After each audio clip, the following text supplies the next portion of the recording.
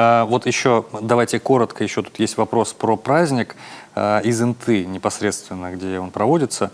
Рассматривается ли министерством вопрос о присвоении нашему празднику статуса республиканского значения? Давайте мы сначала для зрителей поясним, что значит, когда, когда праздник получает статус республиканского значения, какие для него дороги открываются, и рассматривается ли ТРЭПКОР для получения такого статуса. Давайте коротко, потому что у нас... Ну, праздник республиканского значения означает то, что этот праздник будет внесен в единый реестр праздников, которые сегодня подведомственное Министерство культуры и учреждений ведет. Там все праздники и российского уровня, и межрегионального, регионального, ну и так далее сегодня внесены.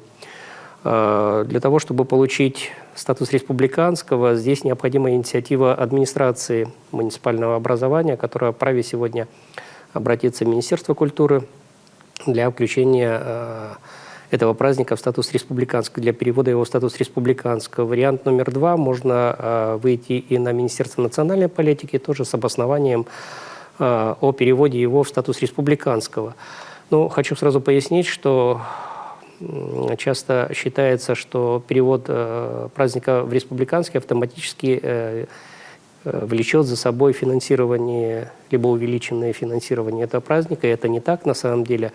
Все органы исполвласти, в ведении которых находятся праздники и которые сегодня являются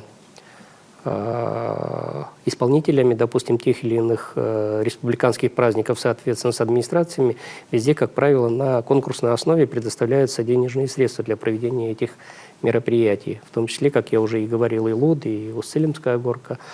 Поэтому это будет означать масштабность мероприятия, это будет значимость для республики этого мероприятия. Ну и следующий шаг – это финансирование. Такая статусность, да? Да, в общем статусность, в первую очередь, правильно?